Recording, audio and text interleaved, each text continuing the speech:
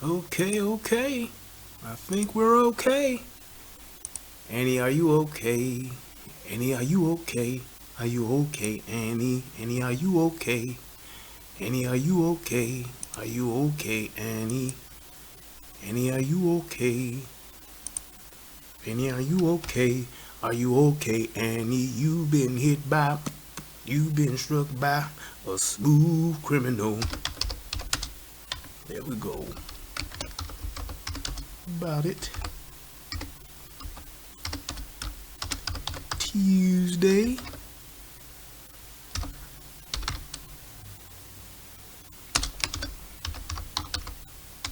So two.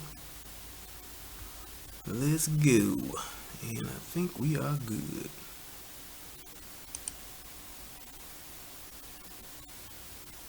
Yep. Do live.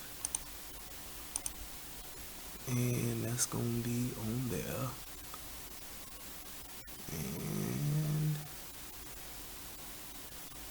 yeah. Let's see what happens. Alrighty, what's happening, people? Alright, so look. For those of you who don't know, I had some technical difficulties last night, which was supposed to be the night we originally aired Talk About It Tuesdays. However, be that as it may, your boy is resilient, he don't give up, and I win, win, win. All I do is win, win, win, no matter what. So, I'm gonna do a really quick show here. We're gonna talk about a few things. I got like 3 things to go over. I got something about just the world today and want to have a conversation about that. I'm gonna talk about something about relationships, but of course, and then I'm gonna talk about something that's just flat out funny as hell. So I hope you guys are ready. We're gonna play a quick track, then we're gonna get right into it. So man, let's like, subscribe, and share. Hit that like button. Let's share it. Put it on your Facebooks, your Instagrams, your Twitters, whatever. Let's do this, people.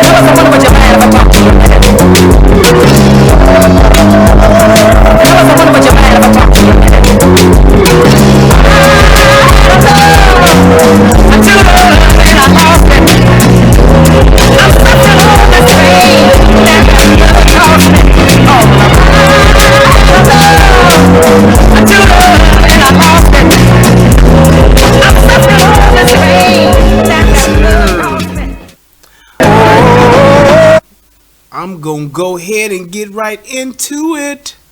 Whoa! I didn't want to do that. Alrighty, so I want to put the show in here just in case. We're gonna do a copy and a paste. Is that? Nope, that's not where it goes. That's where it goes.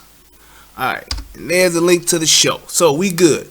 Alright, so now I can leave all of that stuff. I am good on that front. And we can keep going, moving forward. So, first things first, let's talk about corporate America, and we're going to talk about hair. So, yesterday I was having a conversation with some people on Facebook, and we were talking about, if you guys have not seen this has been out for a little while, but I don't know, I'm going to expand this really quick. Let's see, make it a little bit bigger. So, some of you may know, some of you may not know about this here. U.S. Court, let's do that. Yeah, we can just make it smaller. There we go. Alright, U.S. Court rules dreadlock ban during hiring process is legal. So, few people on YouTube have had an issue about this, and we were just talking, not on YouTube, but we were talking about this on Facebook. And we were just going back and forth. What the hell is that? We were going back and forth a little bit about it. And I wanted to just give my overall 2 cents on it. And then I wanted to hear what you guys thought. So, basically what happened, if you haven't heard of the story, like I said, it's been out for a while. But if you haven't heard of the story goes like this. Young lady comes in and she applies for a job. And during that hiring process, she is actually at the point where she's offered the job, but they give her the stipulation saying, hey, you're going to get this job, you got to cut your dreads.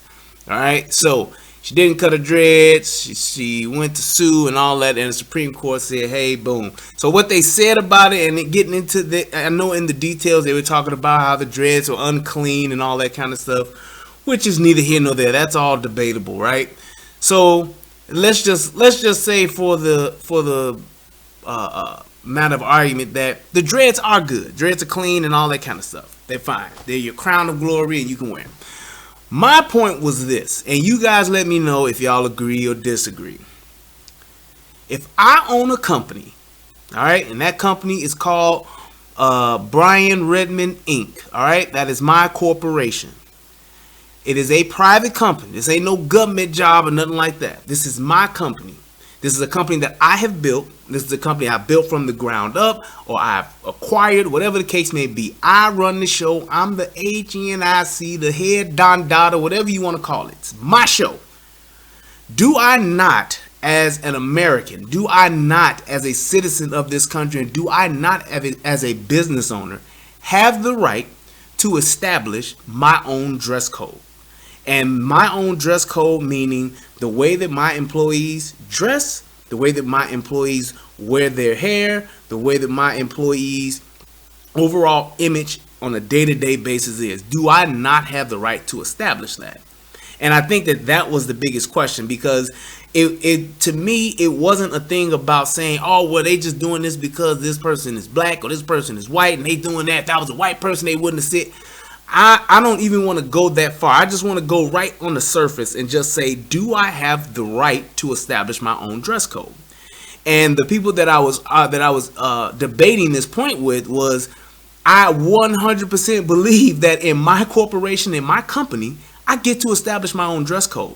I get to establish if the people that work for me in my building, that are face to face with my customers, that are dealing with my clients and make money for me, I believe that I should have a say so in what they wear and how they look. I don't care what it is. If I want people to wear shoulder length hair, then I think that you should wear shoulder length hair. So if Rapunzel comes to work for me, Rapunzel, you are very qualified. However, I will need for you to simply cut your golden locks. Now, at that particular point, Rapunzel has a choice to make. She can either cut her golden locks and come and work for me and do her own thing, and I will pay her every 2 weeks just like everyone else. Or she can go elsewhere to work. And that was my biggest point with that, was that people were saying, well, it's the way that they wear their hair and that's your culture and all that. Your culture is not your hair. That's just that's the style. That's what you are accustomed to. But your culture doesn't dictate Eric Abrams. my company's image. It does not. Under no circumstances whatsoever. It does not get to do that. So at the end of the day, I think that if you have a company and that company is saying that, hey, this is what we are establishing as a corporation as far as our dress code, then that's what it is. And it's like, and if you say, this ain't right, or that's discrimination, whatever the case may be, I think that you could possibly have a point, because you're saying that this particular person can't do this and this particular person can't do that, and these particular people usually wear their hair this way. I get that. But as a private corporation, I believe that you should be able to do that.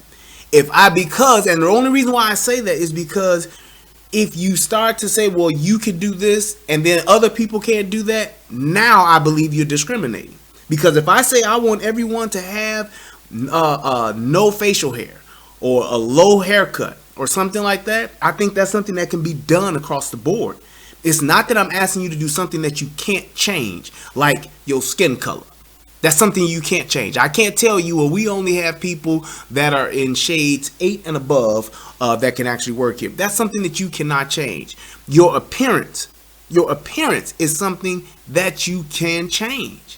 It's saying that your hair does not have to be long. You choose for it to be long. Whether it's based on your culture, whether it's based on, hey, this is just what I like. It's your preference. I think that you can say, hey, this is what I want to wear. I get it. But if you're going to work here at this place of business, this is something that we have set as a standard. And I think that that's fair, because if I have a certain clientele, if I have a certain customer base, that may not be appealing to them. That may be something that is in actual offensive, or it could be something that makes them uncomfortable. And if that's going to make my customers uncomfortable, then my customers are not going to shop with me, or they're not going to do business with me. If they don't do business with me, then I go out of business. So at the end of the day, I think that that's something that I should have total control over. Because if there's somebody that's there that is qualified for the job, I'm all good with that. If they meet the qualifications and they can do the work, that's great. But if there's a part, let's say that person has a one of those, what do they call it? Gauges. If they got a gauge, yeah, I threw that in there. If they got a gauge in their ear. So you tell me you have a master's degree and you can do whatever I need you to do, but you have a gauge in your ear. Well, in a professional setting, that's something that is not gonna be. That's something that it's not gonna go along with the standard that is established there. And it's like, that's something that's going to stick out. It's going to be, something that is not professional. And that should be, I should be able to deem, in my own opinion, what is professional and what's not for my company. Now, however, in a different setting, in a, let's say, like a biker's garage or something like that, or even in some retail stores where you have customers that come in that wear that, that may be something that may absolutely be acceptable, as long as it's done to a certain degree. So should my gauge be all the way down to my shoulder? No. But if my gauge is small and I have customers that come in, let's say it's a gauge store, it's a tattoo parlor, it would absolutely be acceptable for someone to wear that. And that would be appropriate. However, if I'm going to work at a tattoo parlor, me coming dressed every day in a 3-piece suit, wearing red bottoms, that's something that is not appropriate. It's not. I'm going to make my customers feel alienated, because I'm going to alienate myself from my customers because of the way I'm dressed. And I believe that the way that you look and the way that you dress, I believe that that has something to do with how your customers interact with you. That's all I'm saying. So, I mean, what do y'all think? What do y'all think about that? I see. Okay, so Erica, EG, she says, at my job, you couldn't have visible tattoos. But she said she has 11 tattoos. And my husband, who worked there too, had 2 sleeves of tattoos, but was smart enough to keep them hidden.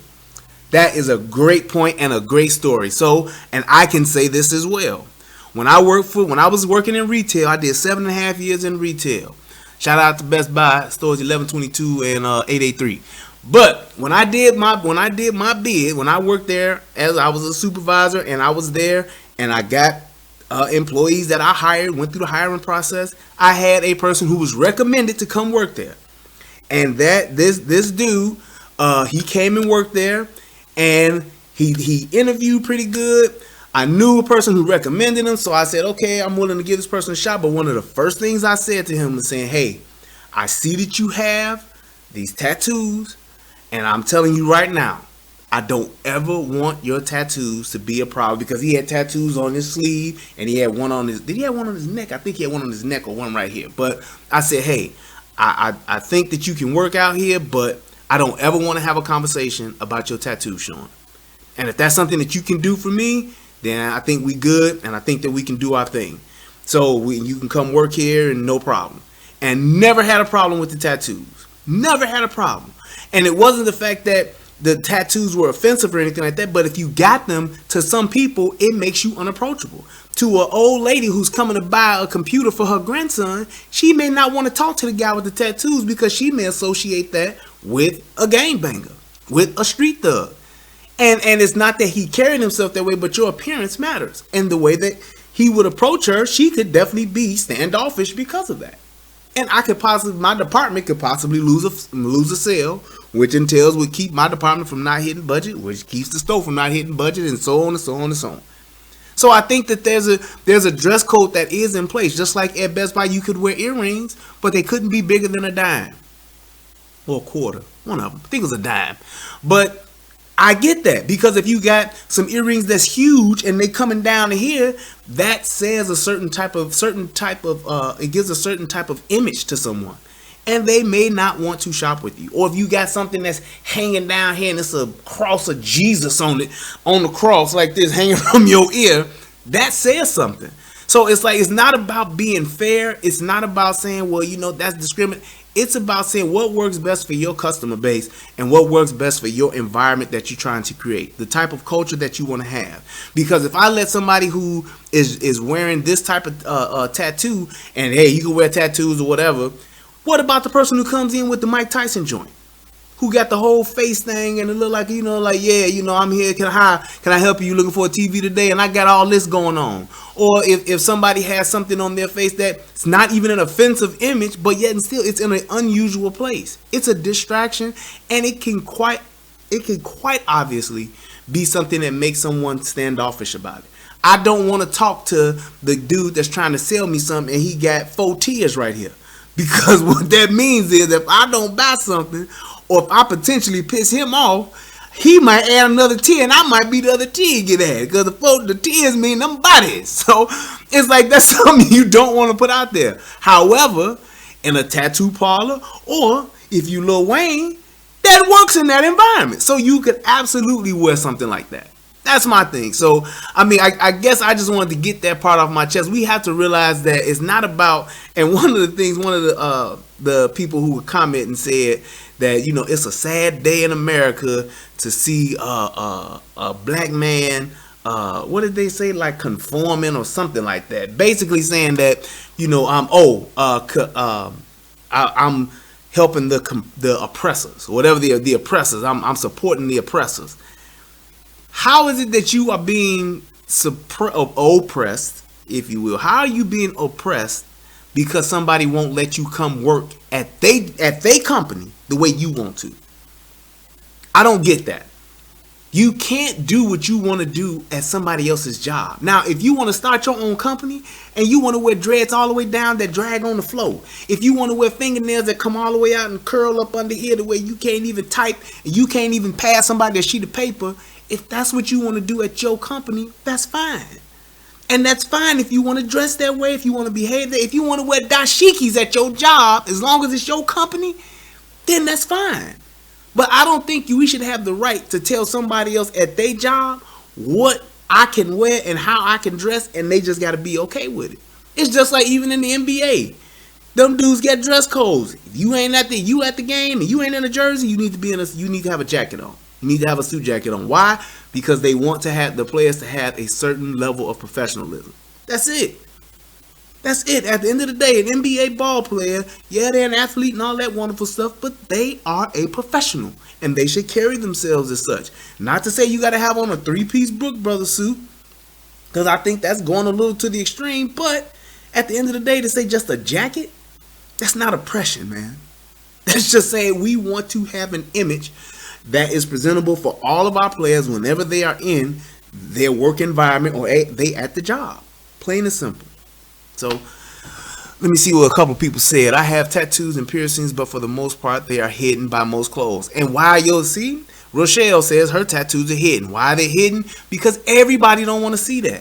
If you got tattoos, if I got a tattoo of a naked woman with large breasts on my arm and I got the cutoff on, that could be offensive to some people. So at the end of the day, we have to realize it's not about conforming to the oppressors of the world and being slaves to the man. It's about saying if you're going to work here, you need to follow the rules of this job. If you don't want to do that, and that's perfectly okay, you just can't work here. It's just that simple. You just can't work here. So if you want to work here, this is what you need to do. If you don't want to do it, I totally 100% agree and understand as to why. But you can't work here when you do it.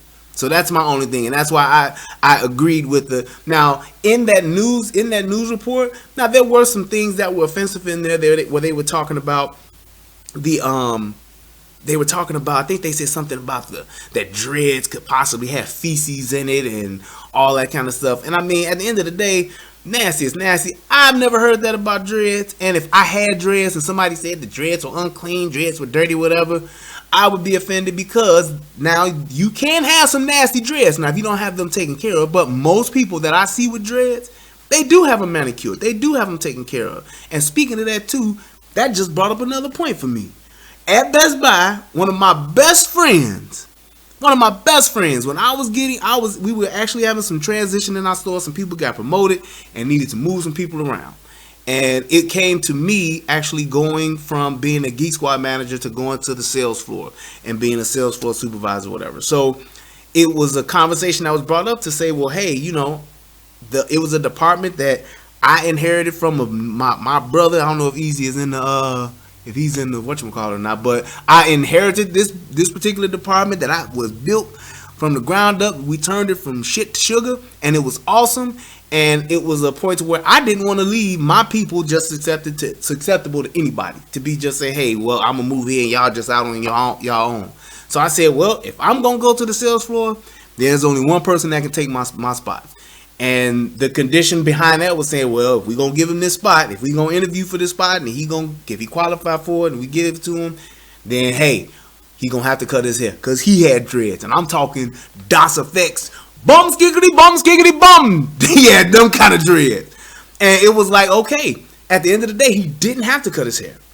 But it was a thing to say, well, if you want this job and you want this promotion and you want this money, then this is what I need you to do, because I want my supervisors and my managers to be groomed a certain way.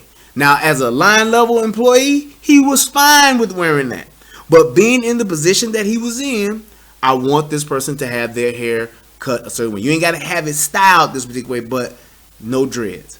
I totally understood that. I had to have a conversation with him, and he got it too, went ahead and did it. But at the end of the day, he didn't have to do it, because if he wanted to just stay where he was and keep his head the way that it was, fine. Because when you go and approach people, when you go and you, as a manager or supervisor, whatever you want to call it, you have to have a certain level of presentation. And if you don't, then you're not going to be taken in a serious light that you would want to be taken in. So it's that simple. So I hope that if some people disagree or whatever, put it in the comments and we can chop it up from there. Maybe even afterwards, if you guys got some questions about it, we can talk about it still. But I had to get that off my chest, and it's Talk About It Tuesday, so why not talk about it? It's just that simple. So moving right along, this is a video that I have, and hopefully this I gotta say the fair use thing or whatever. Fair use. But this video I want to play first, and then I want to discuss it real quick. So let's go here. You guys let me know if you can hear this, and I will let it play. So just be ready to let me know if you can hear it. I'm about to play it right now. About love. And I asked her, I said, what did she think was, one of the biggest revelations that she had had about love? She said that you cannot make a person happy. And I thought that was a real deep idea. You can make a person smile, you can make a person feel good, you can make a person laugh, but whether or not a person is happy is deeply and totally and utterly out of your control. I remember the day I retired. I literally said to Jada, that's it. I retire. I retire from trying to make you happy. I need you to go make yourself happy and just prove to me that it's even possible. And after we cracked the hell up, we started talking about, we came into this false romantic concept that somehow when we got married that we would become one. And what we realized is that we were two completely separate people on two completely separate individual journeys, and that we were choosing to walk our separate journeys together. But her happiness was her responsibility, and my happiness was my responsibility. And we decided that we were going to find our individual, internal, private, separate joy, and then we were going to present ourselves to the relationship and to each other already happy, not coming to each other begging with our empty cups out, demanding that she fill my cup and demanding that she meet my needs. Is unfair and it's kind of unrealistic and can be destructive to place the responsibility for your happiness on anybody other than yourself. Okay. Mucha gente. So when I first saw this, I actually had to watch this like 4 times. And the reason why is because I can definitely recall myself, having the idea of, well, not just the happiness piece, because we were kind of on the same page with that, but the idea of the being one, the same flesh, and all that good stuff. And I had to really change my perspective on it because of this video. This video was very, very powerful to me, and it definitely made a lot of sense. So just 3 quick points about the video that stuck out to me. You can't make someone else happy. I hope we've all got that understood. You can't make somebody else happy. You can enhance their happiness, and you can share in their happiness. So I mean, enhancing it by adding to it. You can help them enjoy it and all that kind of stuff and be a part of it. You can do that. But you can't make somebody happy. You cannot be responsible for somebody to be happy. So I hope that everybody has that understanding. I hope that everybody gets that, because a lot of times in life we spend our lives trying to make someone else happy, and it's impossible to do. It's never enough. It's never going to be perfect, and they're always going to be in a position where they're wanting more. So it's like how he talked about, people coming with that empty cup saying, fill my cup, make me happy, do what I think is going to make me happy. Your happiness, first of all, comes from you, and it comes from an idea of what is going to make you happy. What goals do you want to achieve? What type of person you want to become? Where do you want to be in life? What your vision is what makes you happy. So it's like you have to have that in your mindset to say, this is what I need to go and this is what I need to do. The other part to that is you're the one that does the work. So it's like, and the thing is that sometimes we get into relationships at the wrong times in our life, even though they may be with the right people. So I say that to say this other point. Being in a relationship is about people with like minds, morals, and values deciding to journey through life together. And I guess the best way I can kind of maybe give a parable to this is carpooling.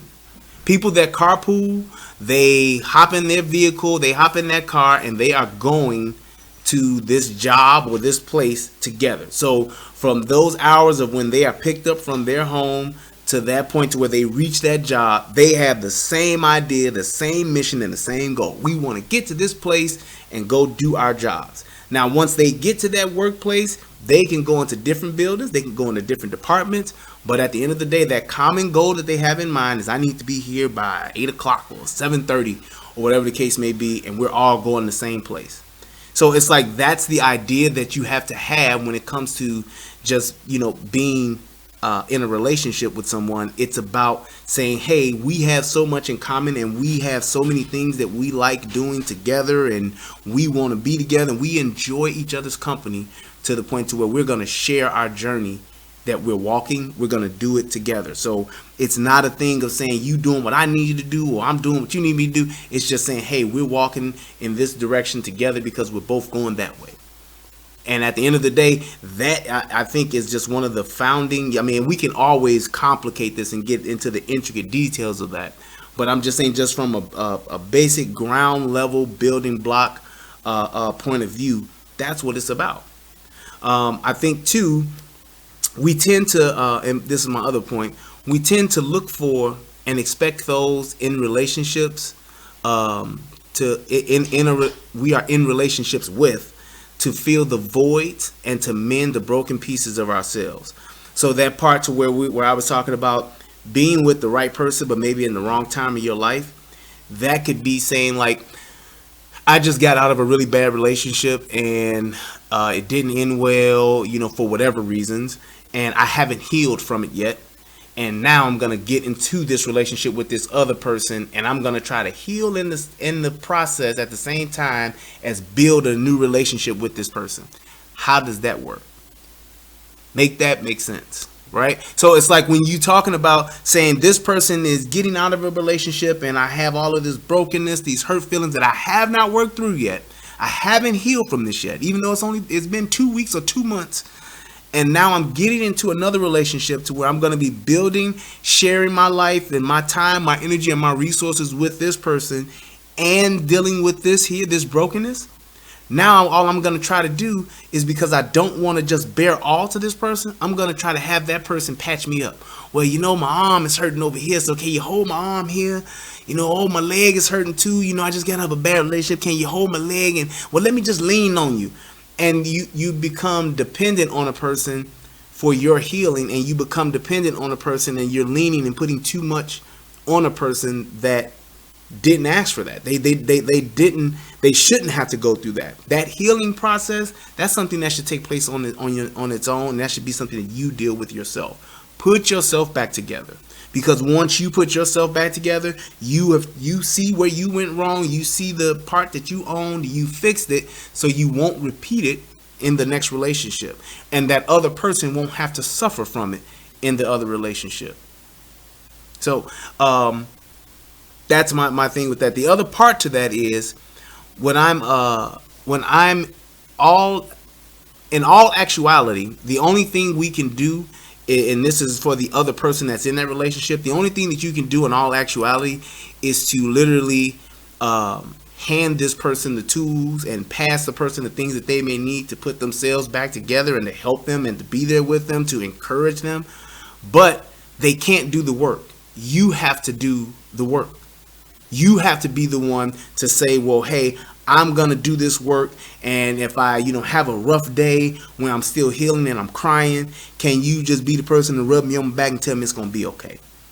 That's what that friend is. That's what that your family is, and your core people that you have around you. That's what they're there for. Those days when it is a rough day and it is a tough moment. The birthday comes up, or the Valentine's Day comes up, or this particular thing to remind you of this moment comes up, and you have to go through that part again. That's when your close network of friends, that's when they come and support you and help you get through it, take you to a movie, go to dinner, or go out to a party, or go smoke a cigar, whatever the case may be. That's what those people are there for, to help you through that. They're not there to do the work for you. They're just there to put some hands up behind you and say, hey, we got you. we supporting you. You know what I'm saying? We know you got to go through it. We know you're crying and you're falling out and all that kind of stuff. We know it hurt, and we here for you. You know what I'm saying? You may have to stagger a couple of times, and we'll be there to prop you back up, but you got to continue to walk this thing on your own. You know what I'm saying? So that was just one of the biggest things that I just took away from that. And then that the other part of just saying, hey man, that happiness piece, you have to make sure that you're happy and you know what it is that you want and what you want to do. And then that's when you are ready to, like he was saying, present yourself to that other person. Because that's when you can be transparent. That's when you can be intimate. Because at the end of the day, it's like this. When you talk about being intimate with somebody and you're talking about being transparent, you can't be those things without being just totally naked. You have to take everything off. You have to show it all. You have to bear it all. So the stretch marks, the knife wounds, the bullet wounds, whatever the case may be, all of the scars, all of that stuff that has happened to you over time and in your life, you have to be able to bear that to that other person in order to have transparency and to be intimate with that person. Because you can't have true intimacy holding back certain parts of you and keeping other parts of you hidden. You have to be able to bear those things to that other person. So that's something that you have to keep in mind when you're doing that. And that's why it should be so important for you to choose who you are intimate with and who you decide to get naked with, who you decide to bear all to.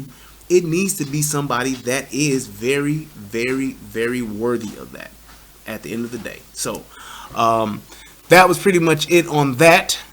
I did want to show one last thing. Like I said, I had something that was about just society. I had something about relationships. But this last thing here, this is just something that's just plain old funny. So I don't know who's seen this, but this, I am so addicted to watching this. It is just one of the funniest things I've ever seen. And I just wanted to share this with y'all. So if you don't know, now you know, and I'm going to frame this for you. So this dude is sitting in this truck and he's taking this pepper challenge. So I don't know. I think it's one of them Reaper peppers that he's eating. And the dude is like paying him and to take this, to eat this pepper or whatever, and to see if he can do it or whatever. And I just want you to watch the motions and what this dude does based on the heat of this pepper in his mouth. So just sit back and watch this. This is just for, hey, if you ain't had a laugh today, you about to have one right now. Check this out. It ain't bad.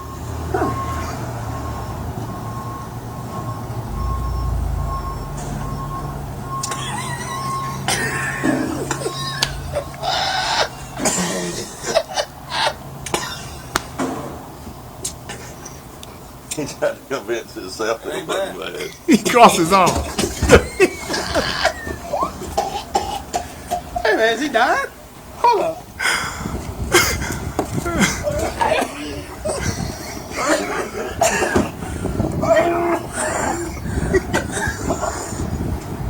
Hey.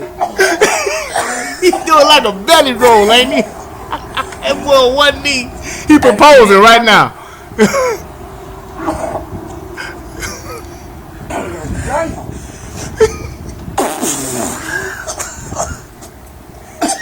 What was that? Last time we did it, he stopped working. One of the other ones. Hey, What? America's Funniest Home Video, World Star. Oh, damn. Why is he on his knee?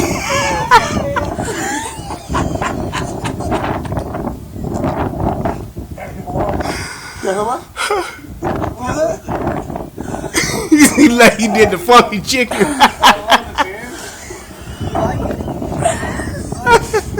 Hell no.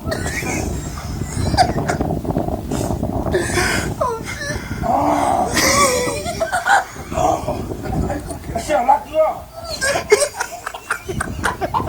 He said-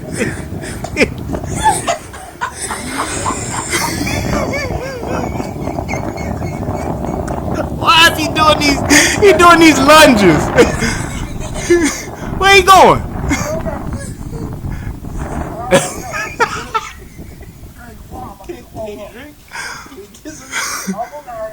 You sure? It might help. He said he don't want nothing to drink right now.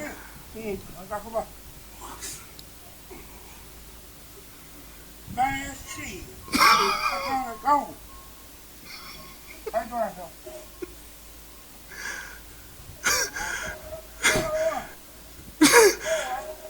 Now look, I have to stop right here because this is my part.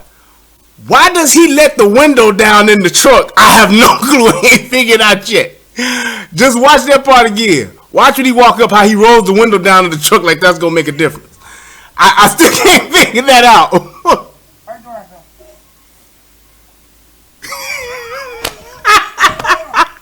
And then looks in the mirror.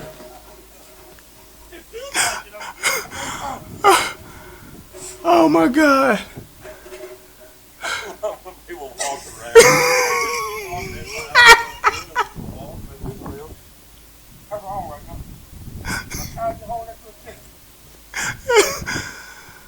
Oh my goodness. Alright, man. I just had to share that, man. I know some people might have seen it, but when I've been feeling down, man, if I feel like I need a laugh, I have been watching this. And I've sent it to a few people, but I can't get enough of it, man. That initial part where he's sitting there,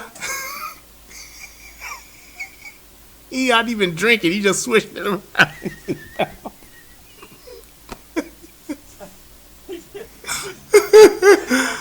Oh, he was just cool as hell with it. He was like, it ain't bad. It ain't bad. It took 2 coughs and that was it. Oh my goodness. That's that second one. That's that third one. 4th one. He can't take it no more. Convince himself that ain't bad.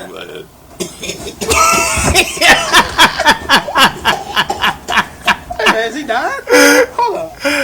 And then watch this little belly roll he do. He gonna work the middle. Watch him work that middle. Hey. Look at work that middle. Hey, you need a doctor? Oh my goodness, man. All right. So I just want to say thank everybody, man, for coming through. This was, like I said, just something real quick. I wanted to do a Talk About It Tuesday. Sorry about yesterday. I had to do some workarounds and learn some different stuff. But hey, we got it all squared away now. And man, until they fix it or whatever, but we got to work around to where it can still go live. But I appreciate everybody, man, for stopping by. This has been another episode of The Relationship Rehab. I am Brian Redmond. This is Talk About It Tuesdays. Do anybody got any questions or anything? I don't think so. Let me just scroll back real quick. I do want to send a shout out to everybody that stopped by and came through, gave me your, if you got any questions or anything, oh, you know what? Just put it in the comments and we can go from there. I did want to keep the video like right about maybe 40 minutes or so, 45 minutes at the most. And I think we are right on par with that. So let me go ahead and do that. Once again, guys, thank you so much. Make sure you hit the like, subscribe, and the share. Oh, I do know what I need to do. Everybody that's in here, I also want to put the link in for the gun channel, the United Guns of America channel. I'm going to put that in there right now. If you don't know, now you know. I need you all to go and subscribe to this channel. Let's see here. Where is that link? There it is. Yep. And I'm going to actually see if I can fit this in the description box as well. But yes, go ahead and make sure you all subscribe to that channel. Thank you so much. You say you got a question offline. Yep, just hit me up, man. Wait, hold on. Corey Stiegel says, help, Brian. Corey, what the hell going on? You know what, Corey? Just for you, man. Go ahead. What's happening, Captain? Thank you, Athena's World, for already subscribing.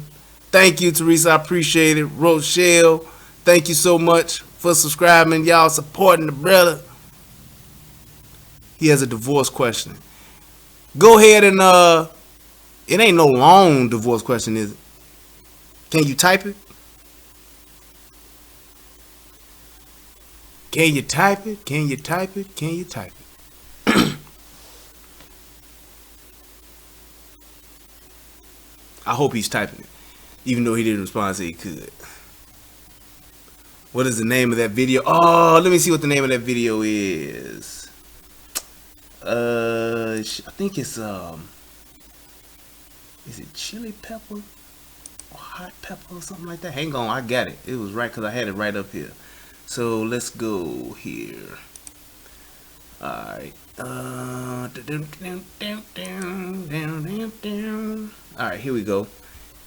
It is called...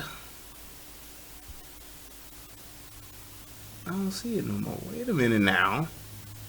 Hold on now. And of course I don't see it. I got you though. Because there's more than one way to skin the cat.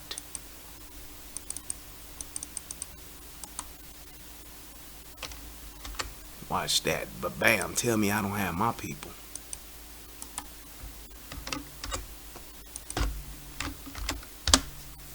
Believe that's it. What the hell? What the hell that? But that should be it. Or type in the Facebook. I think if you type in chili pepper or hot pepper challenge or something like that, it'll come up too. Yeah. But yeah, I also had another video that I wanted to show, but I think that video is so wild. It's like you could talk about a whole show about this video. So I think I might save that for another relationship rehab. You said, oh, it's divorces are court related. He says it's about a divorce. A lot of questions. Okay. All right. So here's what I want you to do, Corey. Email me at therelationshiprehab.com and just if it's something where you have like some questions or something like that, we could possibly do a one-on-one, and we can do that on a relationship rehab show. How about that? Will that work? So we can just do it that way, and then that way we can cover everything. We can talk about whatever we need to talk about. I don't mind doing a divorce one-on-one with you, brother. Yeah, if you don't want to do it publicly, then we can do it offline. But we're going to talk about some private time hours or something like that. That's going to be some I have to have some cheddar for that one, because that's personal time. But if you want to do a one-on-one, we can definitely do that. And that's for anybody else too. If you got a particular topic or something that you want to talk about, we could definitely do a one-on-one on that, man. That's all good. It's just a matter of just setting up the time to do it. Just hit me up at therelationshiprehab@gmail.com and we can go from there. But let me go ahead and wrap this up. Thank you guys. Make sure you guys subscribe to the channel. Thank you, mods, everybody that came by and supported me. I hope that you guys have learned something. I hope that this particular video and this episode has helped somebody become a better version of themselves. Once again, subscribe to the gun channel, United Guns of America. And I believe that is it. Oh yeah, subscribe also to the Guru and the Whore. We will more than likely be doing a show tomorrow with Tommy, my brother. And you know what? Let me say this before I end, because I'm going to end it on this. Let me say this about Tommy. I saw a one-on-one today that Tommy did with a modeling young lady who is handicapped. It was a great one-on-one. But I can definitely say with just the way that Tommy handles himself, a lot of people see the funniness. A lot of people see the emotion. And you see him pissed off when he go on his rants and all that stuff.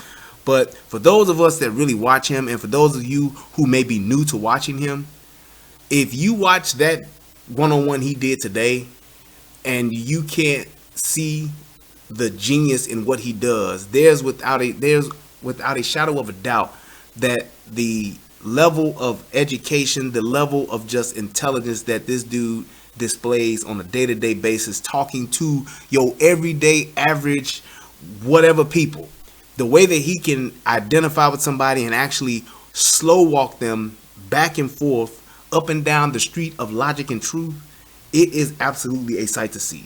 And I can just tell you, man, Tommy is one of the smartest dudes that I have ever met.